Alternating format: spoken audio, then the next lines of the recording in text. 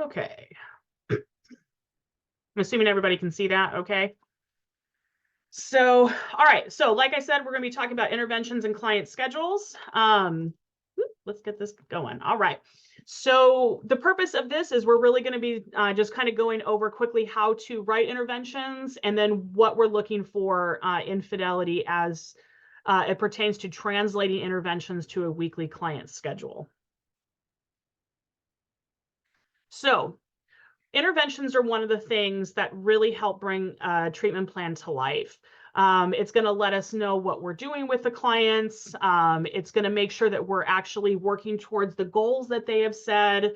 And we really want to get to a point where we can allow the clients to get a broad range of needs met. We don't want to just focus on mental health. We want to focus on life domains and other things as well. So that people can really go forward with the life that they want to live. And when we're writing interventions, there's lots of different sections and things that need to go into it. So we have the who portion, right? This is the name of the person who's providing services, okay? So it's going to be whatever team member it is. So that person's going to be held accountable that way. And then what is the type of service that is being provided? And we don't want to just put, oh, we're providing therapy, right? That's pretty generic and vague. So it's like, what type of therapy, what type of service is really being provided? And then where is this service being provided? Now, you can use a generic community term if the client is homeless, because that might vary from session to session. But if you know where you're going to meet, like you're going to meet at the library or a coffee shop or something like that, then I would put that in there. But you know, that would have to be something where you're consistently meeting with them.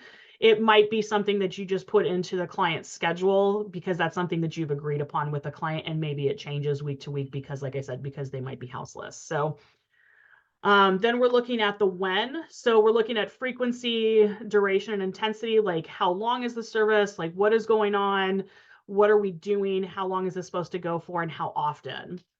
And then the why is, what is the reason for this service? Why are we even doing this, and what is it helping with? So what does that look like? And I'm going to give a couple of examples. So if we're looking at this, you can see we've got the template here on the left-hand side. And so we've got, you know, MHP Lindsay, she's going to provide some CBTP once a week for an hour at the client's apartment to develop coping skills for managing voices and explore the evidence for unusual and distressing beliefs.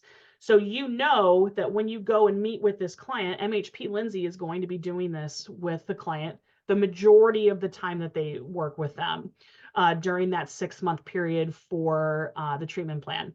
Now, obviously, there's some times where we have to stray a little bit from the treatment plan and those interventions, like if there's a crisis or, you know, sometimes, like I had a client that we would do therapy really often. If she'd been doing really well, then I would take her to go see the pets at the shelter because she really liked that as a treat, you know, and we would just kind of do a little bit of stuff in the car. But for the most part, this is what you're expected to do with a client every week. So then we've got case manager Jordan is going to utilize psychiatric rehabilitation. This one's every other week for an hour. In the community, that's like I was saying, that you can do a generic community if it's going to be changing a little bit. To teach the client skills related to riding the bus so that the client can get out of the house more, right? So this is a really specific goal because we obviously, if the client can ride the bus, they can get around a little bit better and then might be able to increase some of their motivation to do things or just their ability and their desire. So for the last example, we've got COD Daniel. We'll utilize befriending and other engagement strategies as well as MI or motivational interviewing when appropriate every week for 30 minutes at the client's home to build rapport, increase engagement, and to work with the client on moving from an engagement to a motivational stage of treatment in relation to their substance use. So you can see all the little pieces that are fitting together so that you can see exactly what you're doing, when you're supposed to be doing it, and all that information, okay? So if you're in the individual treatment team, right? So these are the people who are working with the client. Everybody that is part of the ITT should have an intervention in the treatment plan. It might be once a month, it might be once a week, every other week, whatever it is, it's just got to be at least once a month, really what we're looking for. If there's going to be consistent interaction from the ITT or the person that's in the ITT. They really should be, the intervention should be related to the staff's position. So if you're a mental health professional, you should be doing therapy-oriented things. Case manager might be looking for housing or doing some psych rehab. COD specialist is going to be working maybe on, relapse prevention or harm reduction because things like that. So you really want to make sure that it is relevant to you so that you're doing the work that you're supposed to be doing, because you were hired to do a certain job on the team, and that's what we're looking for. As I said before, interventions can be weekly, bi-weekly, monthly, they can be twice a week, they can be daily. I mean, whatever it is that you need to do, I'm assuming that most of these interventions are not going to be daily unless it's like for a really good reason. But usually you're looking at weekly, bi-weekly, or monthly. And we do want to remember too that we have an average of 3 visits a week totaling 2 hours. So you can see that you don't need 3 one-hour sessions. You might have a couple half-an-hour sessions, one 1-hour session, a 45-minute session, and a 15-minute session, and an hour session. Like, you can figure out how you're going to do it. Some weeks you're probably going to have more, like if a client has a doctor's appointment or something like that, and a treatment plan, or maybe they're going to groups, like they might have more than those 2 hours, but this is the average, right? And you're also going to have some clients that are going to have less than this because of varying reasons. You want it for fidelity, we're looking at least 3 different staff a month. Again, this does include those monthly staff, right? So if you've got a nurse, maybe that's only checking in once a month, that would be one of those 3 staff, even though it might be alternating through the rest of the week, where maybe it's like the MHP is meeting with the client twice, and then like the COD specialist is meeting with the client once, or however it is. But you might end up having a client who has 4 or 5 staff working with them too. It really just depends on what the client's needs are. We really want to make sure too that we have a range of life domains. We do look for this. So we're not just looking at mental health and medications. We can have physical health, employment and education, housing satisfaction, legal problems, all of those things. We really want to target a range of life domains and treatment plans because we want this to be a part of, about the whole client rather than just, oh, you're mentally ill, we're only going to focus on that, right? Because we're more than just that, and the clients are more than just that. We really want to promote that idea. And we're going to be promoting self-determination and independence as well. So we're not trying to have interventions that are parentifying a client. These are really things that are going to be part of what it is that they want to do and how we can help them go about doing those things. So this is kind of what we see, right? So a lot of the times we might just see a thing where it says COD specialist Toby will meet with client to discuss substance use. That is not exactly what we're looking for. So what is included in this is we have the who, right? We have that's the COD specialist, Toby, and we have the what, but it's only partially done, right? Because we understand that they're discussing substance use, but what about it? There's lots of things. Someone could be in, pre-engagement, or maybe they're in relapse prevention. Like, where are they at? And that's really going to determine what it is that you're doing in relation to that intervention. So as you can see, they're missing the where, when, why, and the remaining details for the what. So what is expected is we would have the who, which is COD specialist Toby, once a week for an hour. The where is at the client's apartment. The what is to discuss the client's substance use using motivational interviewing, CBT for substance use, and discuss harm reduction strategies. And then we've got the why is to help the client understand the positive and negative of their substance use, right? Or whatever it might be, right? Whatever that goal is. But that is what an intervention is going to look like. And yes, it does look fairly long, but it has to have all this information because this information is going to help create that client schedule. So if we've got so we're going to use this on the right is just a basic template for a client schedule, right? So if we've got an intervention that MHPK will meet with Janet every week for an hour at the client's apartment and utilize CBTP and other EBPs as appropriate to work with the client on managing her voices, distressing thoughts, and mood, right? So how are we going to then translate to the client's schedule? So this is what it would look like. MHPK will be meeting with 1 hour at your apartment, CBTP to help with symptoms. So it doesn't have to be as wordy as the actual intervention. You just have, what the time is, where it's at, what you're going to be doing, and who it's with.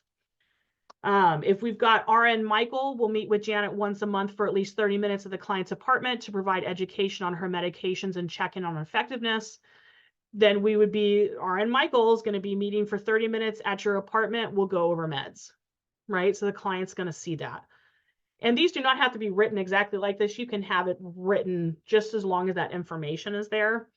And then we've got Peer Howard is going to meet with Janet every other week for an hour at the client's apartment to utilize EIMR to help promote recovery. So then that would be Peer Howard for 1 hour at your apartment, EIMR continue with module 4, right? So that is also showing that they've also been doing something, that there's a continuation. And so you're going to have all that information for who's meeting, how long, what time, what are we doing? So the client knows. So if we've got case manager Jared is going to meet with the client in the community once a week for an hour to work on finding housing. This would be, case manager Jared 1 hour in the community to work on housing. And this is, again, where you can say in the community as a generic term. But if you've been talking with a client and you want to meet at like the library because there's computers there, at the office, maybe because there's computers, which is an appropriate thing to do. All of that kind of stuff you can change, but this is just the generic way as of right now. So C specialist, Sharonda will meet with the client every other week for an hour at the office to work on resume and apply for jobs. You can see how that then translates over to the client schedule. So C specialist Sharonda for an hour in the office to work on resume and apply for jobs.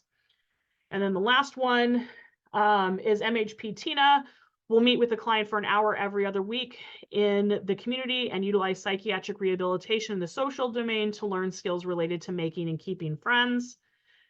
And so MHP Tina for an hour in the community to work on psych rehab skills to make friends, right?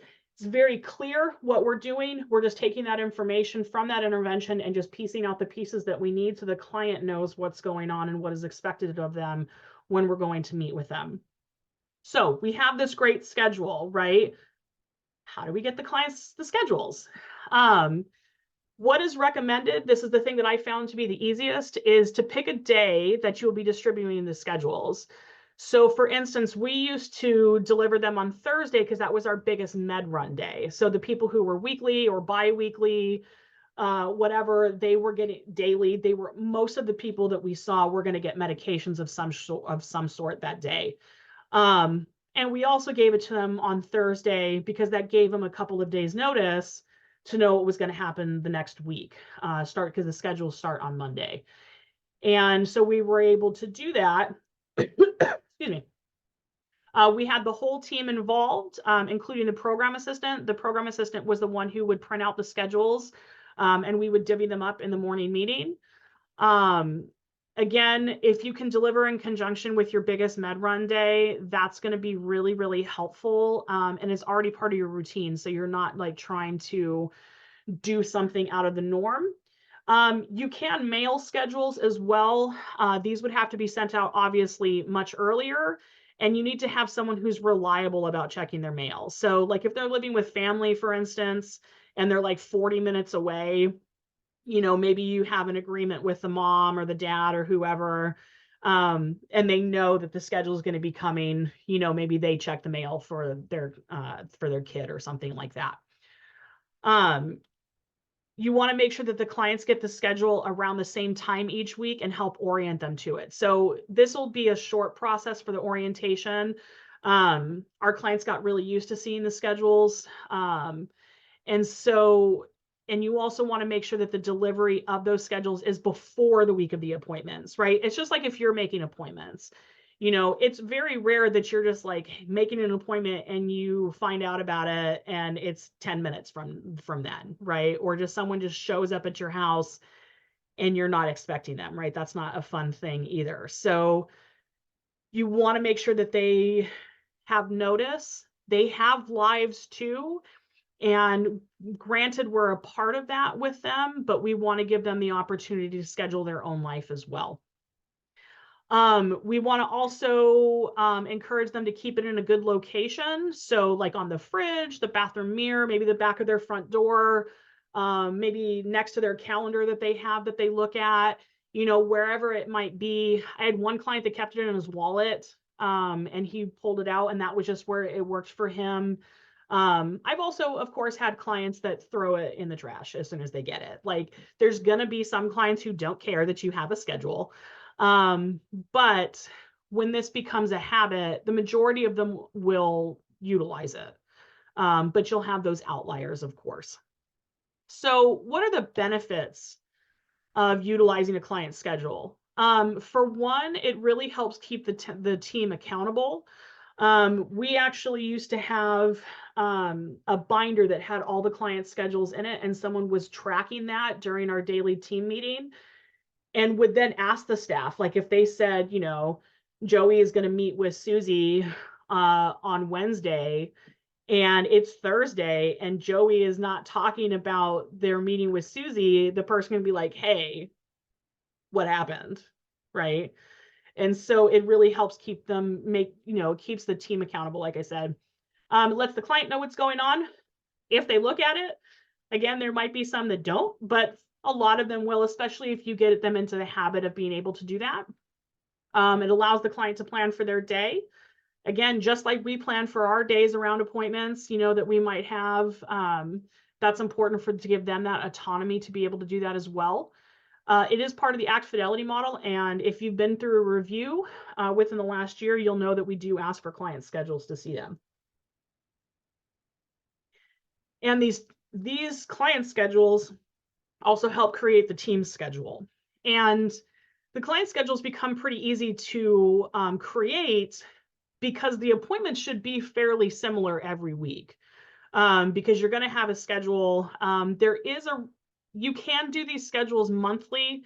The only reason I don't care for doing them monthly, but like I said, it's up to you, is because if you have alternating appointments, like if you've got, let's say Tim is meeting with a client on Tuesdays every other week, and then Sarah's meeting with that client on the alternating weeks, how are you going to put that in a schedule and have the client actually know what week is what week, right? Or if you've got something that's once a month, how are they going to know which month it is, like which week of the month it is, right? Like, so there's a lot of stuff that can go. If you have only weekly appointments and they're the exact same thing every week, that's a totally different story. But a majority of people have like monthly appointments, alternating appointments, and things like that. So it can get a little bit complicated. So how can we help you?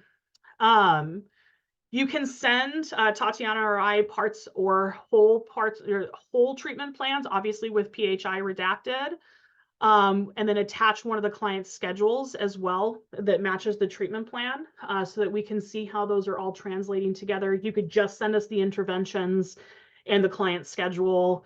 You can, however that you want to do that. We will usually provide feedback within 2 business days.